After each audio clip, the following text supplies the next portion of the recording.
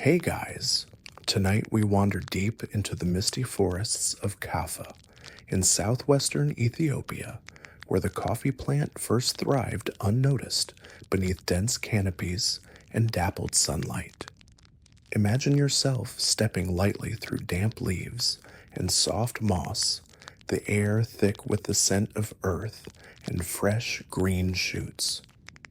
You probably won't survive very long, trying to live off the wild berries alone, but these humble bushes would one day caffeinate the world. So before you get comfortable, take a moment to like the video and subscribe, but only if you genuinely enjoy what I do here. Let me know where you're tuning in from and what time it is where you are. Now dim the lights, maybe turn on a fan for that soft background hum, and let's ease into tonight's journey together. You trudge through the highland jungle, branches brushing your face and your feet sinking slightly into the soft soil. Kaffa's forests are alive with sounds, the call of distant birds, the rustle of small animals darting through underbrush, and the occasional drip of moisture from leaves after a morning mist. These forests, dense and ancient, hold a secret: the wild coffee plant, known locally as Buna. This is where your caffeinated story begins. The coffee shrub thrives under the shade of taller trees, its bright red berries ripening slowly, hidden from plain sight. Historians agree that coffee arabica is native to this region, but exactly how it came to be recognized as a valuable plant is still debated. Some scholars suggest early inhabitants noticed animals feasting on the berries and behaving unusually energetic, sparking curiosity about the fruit's effects. It's a quiet, subtle world here, nothing flashy, just the slow rhythm of nature. Yet this slow world was about to awaken the whole planet, one small bean at a time. As you continue walking, you might wonder how people first decided these strange berries could be more than just food. Could they have stumbled on the secret by accident? Remember this quiet forest, because soon you'll meet a very lively goat herder who claims to have noticed something unusual. You find yourself on a sun-dappled hillside where a flock of goats nibbles at the shrubs, their tails twitching with unexpected energy. This is the scene of the famous Kaldi legend, the story of the lively goat herd whose goats seem to have discovered coffee's secret gift. You watch as the goats bounce and bleat, their excitement contagious, but you also feel a bit skeptical. After all, you probably won't survive long following the erratic energy of caffeine-fueled goats. Yet this quaint tale has been told and retold through generations. Kaldi, the humble herder, noticed his goats frolicking and skipping more than usual after eating bright red berries from a certain bush. Curious, he tried some himself and felt a gentle lift in his spirits. Historians still argue whether Kaldi was a real person or just a charming metaphor invented later to explain coffee's discovery. Either way, the story beautifully captures the sense of wonder around this mysterious plant. The idea of animals leading humans to discover natural wonders is not unique to coffee. Think of the way certain fruits were first eaten after being spotted as favorites of wild creatures. But Kaldi's tale adds a dash of folklore to the practical discovery of coffee. Some fringe theories even suggest that the goat's antics inspired early coffee rituals meant to mimic the energy and joy seen in the herd. You can almost hear the quiet village murmurs as the story spreads, weaving itself into local lore. It's a reminder that sometimes big discoveries start with a small, unexpected observation, like a bunch of goats acting a little too lively on a cool Ethiopian morning. You sit down on a smooth rock beside a babbling brook, the air fragrant with damp earth and wildflowers. Instead of brewing the berries into a drink, as you might expect, early Ethiopians often simply chewed them raw, savoring the bittersweet taste. Imagine the sensation, the gritty texture of the coffee berry's skin, the sharp bite of its pulp, and the slow unfurling of a mild natural buzz. This is a world before kettles or clay pots, where the berry itself was the first form of caffeine delivery. Chewing coffee berries might seem odd today, but it was a practical way to enjoy the plant's energizing properties without needing fire or water. Some tribes even mixed crushed coffee berries with animal fat, creating an early version of an energy snack.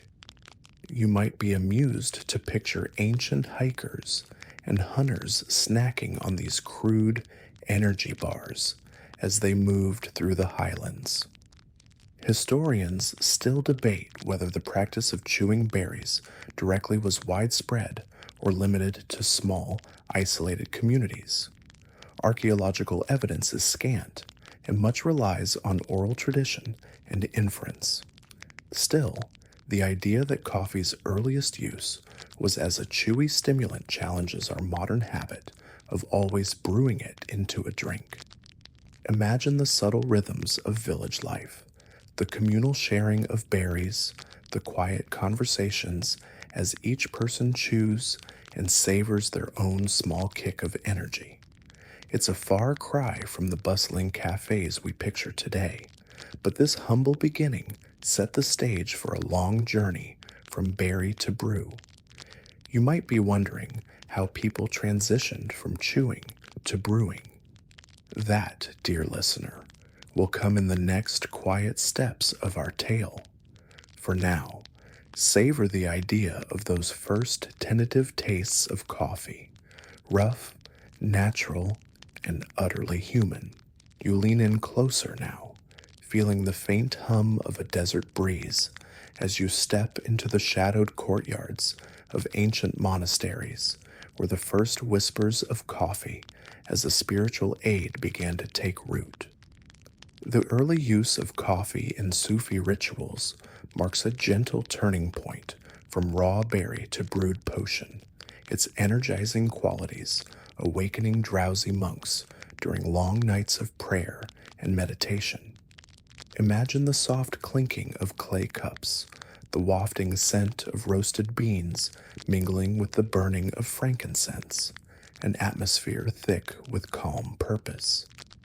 The story goes that Ethiopian monks carried coffee seeds across the Red Sea to Yemen, where they cultivated the plant in monastery gardens.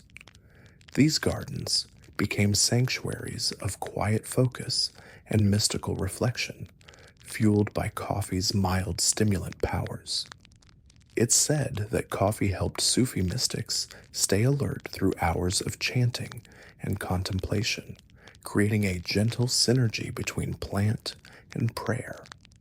Historians still argue whether coffee was initially embraced for its medicinal properties or purely for its spiritual aid. Some fringe ideas propose that the beans were seen as a kind of holy gift, blessed by nature to sharpen the mind. Meanwhile, archaeological records hint at early coffee cultivation in Yemen's rugged hillsides by the 15th century, but the precise timeline remains murky. Imagine yourself seated beside a flickering oil lamp, the day's heat slowly ebbing as the monks begin their nocturnal devotions, with cups of dark, bitter brew warming their hands. This tranquil ritual blends nature's gift with human devotion, a harmony that would soon ripple beyond monastic walls into the wider world. The journey from wild forest berry to sacred spiritual drink continues, carrying with it mysteries, legends, and the promise of quiet energy. And you're here to witness every step. You now find yourself wandering through bustling Yemeni marketplaces, alive with the low murmur of traders, the soft rustling of cloth, and the gentle clink of ceramic cups. The once secretive coffee plant is spreading its roots into everyday life. Here, the slow birth of the coffeehouse culture begins. Spaces where whispered conversations, soft laughter, and the delicate aroma of freshly brewed coffee mingle to create a uniquely soothing atmosphere. Coffee houses, or kahve kane, became peaceful social hubs, places for storytelling, poetry recitals, and quiet contemplation. Imagine yourself sinking into a low cushion, the heat of the clay cup warming your fingers as an old man recites tales of distant lands, and the muted tapping of backgammon pieces punctuates the evening. These places became the schools of the wise, fostering calm, slow conversations that could carry on well into the night without ever feeling rushed. Historians still debate the exact origins of the coffee house and whether their rise was more social or commercial. Some fringe accounts suggest that coffee houses were initially met with suspicion, seen as places of idle gossip or even sedition. Yet the enduring legacy is their role in cultivating community and gentle discourse, a far cry from today's sometimes frenetic caffeine-fueled rush. You might be surprised to learn that coffee houses also became important venues for the arts and intellectual exchange. Sufi musicians performed their haunting melodies, poets waxed lyrical about love and loss, and artists sketched inspired portraits. It's a rich tapestry of culture woven quietly under the hum of soft conversation and the occasional sip. As you settle into this gentle world of candlelight and soft voices, you realize that coffee's journey is as much about people and connection as it is about the drink itself. You now step beyond Yemen's sunlit markets and trace coffee's slow, meandering journey to the bustling ports of Ottoman Istanbul. Here, coffee weaves itself into the grand tapestry of imperial life, slowly becoming a symbol of leisure and refinement. Imagine the soft clatter of porcelain cups against polished wooden trays, the gentle steam rising in swirling tendrils as coffee houses quietly fill with patrons, from scholars to sultans, seeking a calming pause in their busy days. In Istanbul, coffee houses, or kahvehane, evolve into places not just for drinking, but for genteel entertainment, chess matches, story swaps, and whispered debates over philosophy and politics. The air buzzes softly with intellectual energy, though never rushed, as patrons sip their thick, dark brews and watch the world unfold at a gentle pace. The Sultan himself is said to have enjoyed the ritual of coffee, a moment of stillness amid the swirl of palace intrigue.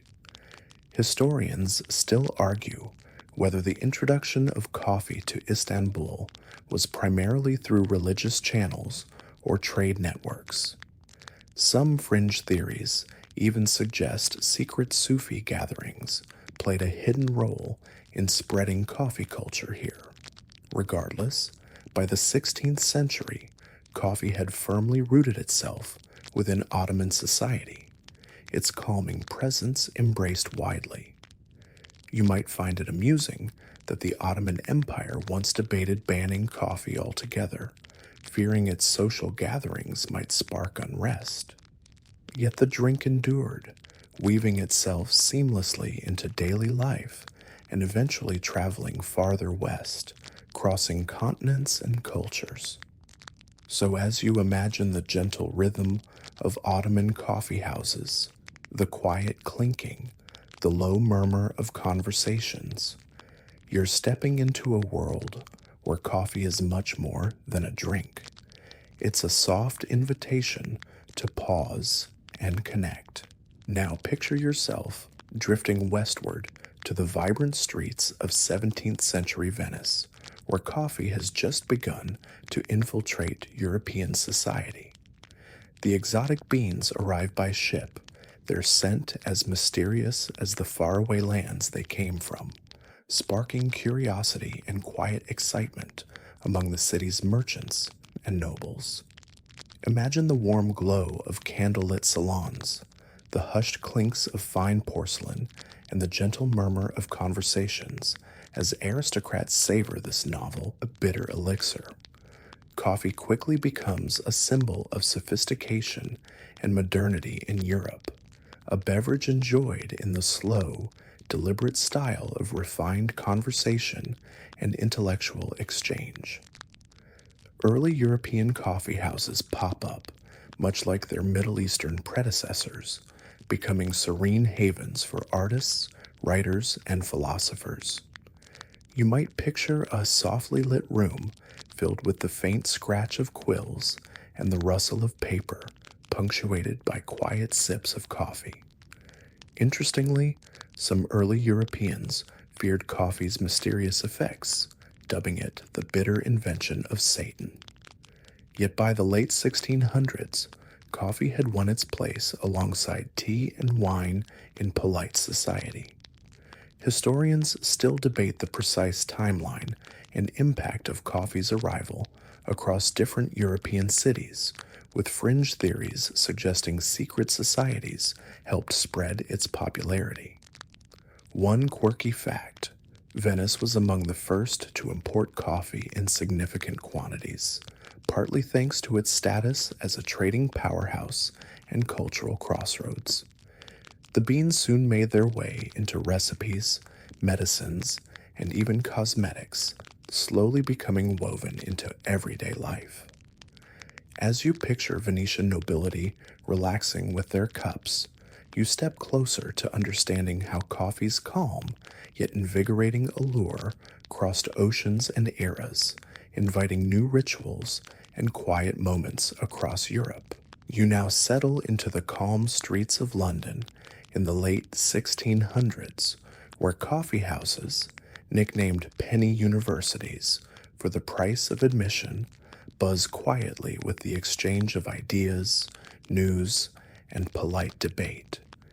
Imagine the gentle clinking of cups on wooden tables, the muted murmur of voices discussing everything from literature to the latest scientific discoveries, all under the watchful eye of polished brass lamps.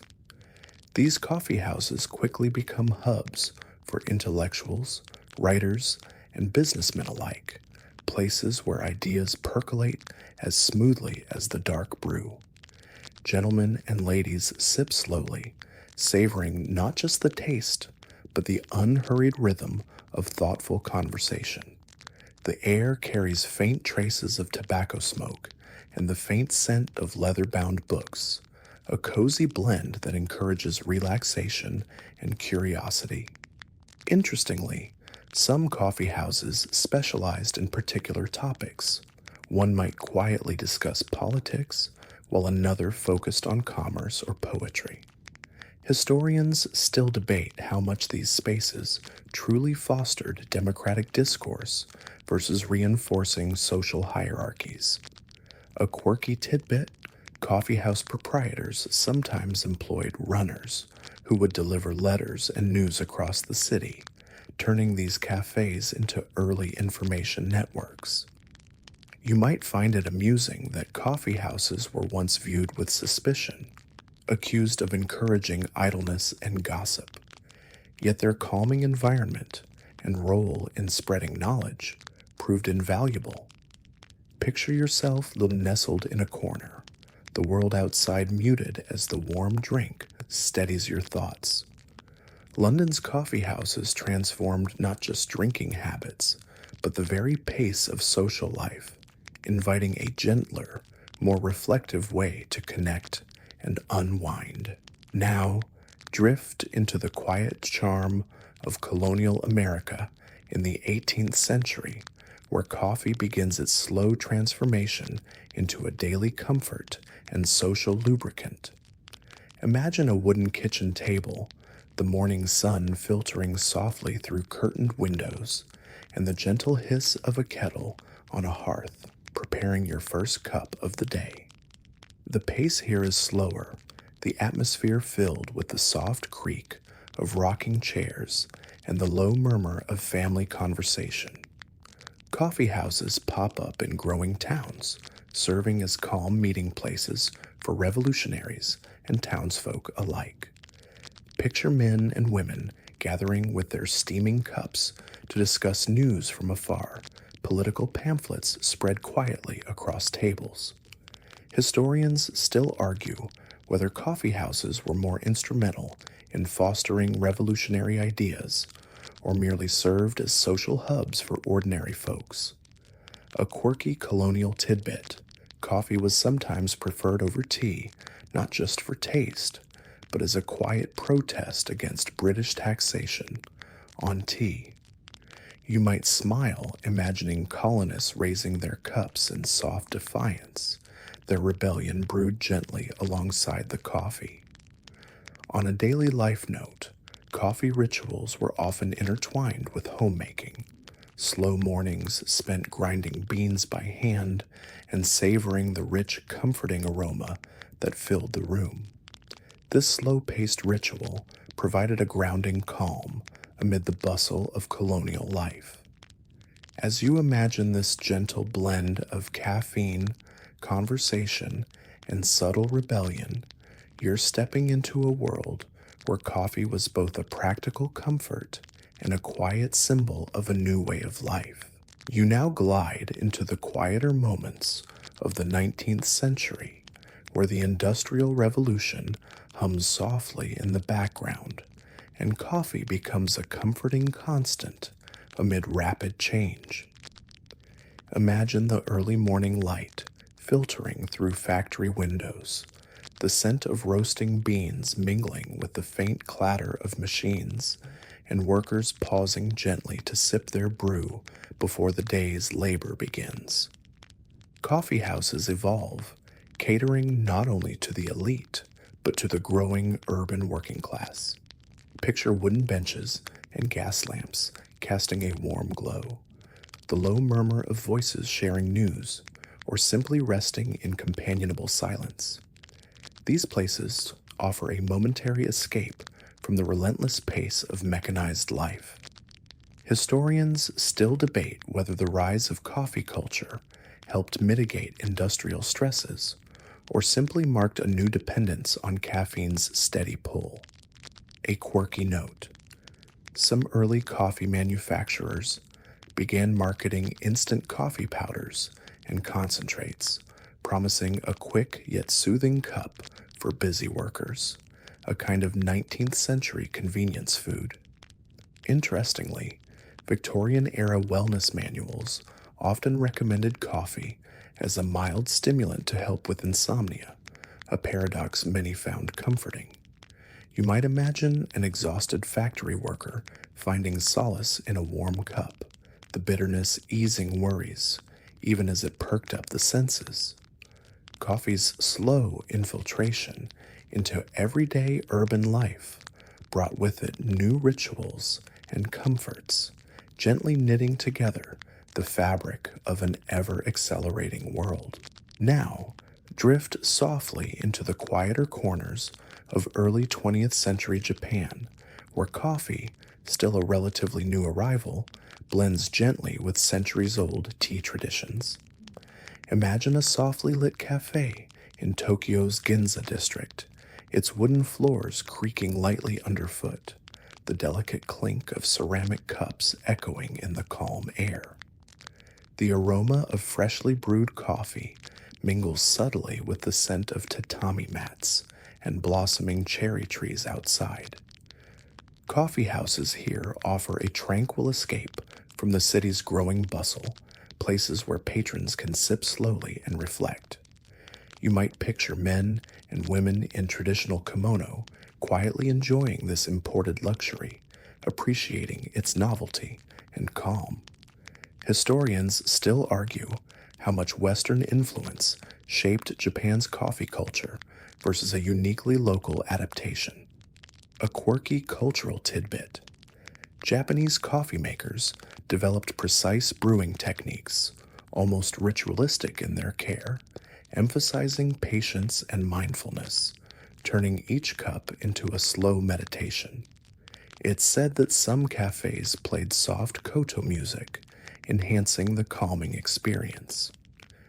Interestingly, coffee's introduction coincided with Japan's rapid modernization, and some saw it as a symbol of international sophistication, while others preferred to keep their tea ceremonies untouched. You might find it charming that coffee's calming effects were embraced not as a rival to tea, but as a complementary experience. As you picture these serene cafes, you step into a delicate balance of old and new, tradition and innovation, all gently stirred with a slow sip of coffee. You now wander into the slow rhythms of 19th century Ethiopian life, where coffee's birthplace still holds a sacred place in daily rituals. Imagine a small village courtyard at dawn, the soft crackle of twigs in the fire pit, and the rich aroma of coffee roasting over open flames. The warm light flickers gently on faces gathered patiently, awaiting their turn in the traditional coffee ceremony. This ceremony is more than just drinking coffee. It is a drawn-out, mindful experience involving roasting, grinding, and brewing, often taking up to an hour or more. You can almost hear the quiet chatter and laughter mingling with the steady drip of coffee, a gentle community bonding in motion. Historians still argue how much the ceremony has changed over centuries or remained a steadfast tradition. A charming tidbit. During the ceremony, it's customary to offer 3 rounds of coffee, each with a special name and significance, encouraging patience and togetherness. You might find it soothing to picture the slow clinking of cups and the respectful silence between each sip. Coffee here is more than a drink. It's a ritual that grounds time itself, turning the simple act of drinking into an experience that stretches out, inviting calm and connection. As you imagine this soft scene, you're gently pulled into a world where every moment is savored and every sip tells a story. Now, ease into the gentle luxury of 18th century European salons, where coffee flowed alongside philosophical musings and delicate pastries. Picture yourself in a softly lit drawing room, the faint crackle of a fireplace, and the murmured conversations of aristocrats draped in flowing gowns and powdered wigs. The delicate porcelain cup in your hand feels cool and comforting, filled with rich, aromatic coffee, a new symbol of refinement and leisurely intellect. These salons were calm oases from the bustling streets outside, where ideas about art, science, and society were shared with a soft undercurrent of wit. Historians still debate how much these gatherings influenced major cultural shifts or merely reflected the tastes of the elite. A quirky note: some European coffee houses were famous for their elaborate menus, including spiced versions of coffee or mixtures with chicory, designed to delight and relax patrons. Imagine the soft clink of silver spoons stirring in cups, and the delicate sweetness of pastries that paired perfectly with the bitter brew. Interestingly, coffee became a subtle marker of sophistication, distinguishing those in the know from the rest of society. You might enjoy picturing the slow dance of ideas, aromas, and quiet laughter swirling gently around you. As you settle deeper into this soft scene, the calm rhythm of cultured conversation and gentle sips invites you to unwind and drift with ease. Now, gently float into the early 20th century, where coffee culture quietly blossoms into modern cafes across Europe and the Americas. Imagine a softly humming street cafe in Paris, rain tapping lightly on the window pane, and the comforting clink of cups and saucers mingling with whispered conversations and the rustle of newspapers. The rich, earthy aroma of freshly ground beans swirls through the air, inviting you to pause and savor the moment. These cafes become calm gathering spots for artists, writers, and everyday folks seeking a gentle escape from the fast pace of modern life. Historians still argue whether these spaces mainly nurtured creativity or simply provided a cozy refuge. A delightful tidbit: some early 20th century cafes began experimenting with new brewing methods like the espresso machine, adding a quiet buzz to the coffee experience that patrons found both soothing and invigorating. You might picture the soft hiss of the machine, blending seamlessly into the ambient hum. Interestingly, coffee's role shifted from a rare luxury to an everyday comfort, marking a subtle social transformation. Imagine yourself sinking into a velvet chair, the weight of the day easing as you sip slowly, each cup a gentle pause in the swirling currents of history. As you nestle into this familiar yet ever-evolving scene, the quiet warmth of coffee culture invites you to drift softly toward rest. The day's gentle journey through time is winding down now. You feel the soothing rhythms of slow mornings, quiet conversations, and warm, fragrant cups softly folding into your thoughts. Imagine the steam curling lazily from a freshly poured cup, the faint hum of distant voices fading into a calm whisper. There is comfort in these small rituals, the shared moments stretched softly across centuries. Each sip, each slow breath, is a thread weaving you into a vast tapestry of human experience, gently connecting you with those who paused to savor life's quiet details long ago. No rush, no urgency, just the gentle pulse of time moving steadily forward, carrying with it the aromas and sounds of calm. You might feel your muscles relax, your thoughts slow, and a peaceful smile settle on your face as you sink deeper into rest. Let the world outside soften and blur, while the warmth of history and the quiet companionship of coffee linger softly, wrapping around you like a comforting blanket. Now, let your eyelids grow heavy, the last images of softly lit cafes, ancient ceremonies, and slow moments fading into a tranquil dreamscape. Good night, and may your sleep be as gentle and enduring as the stories we shared tonight.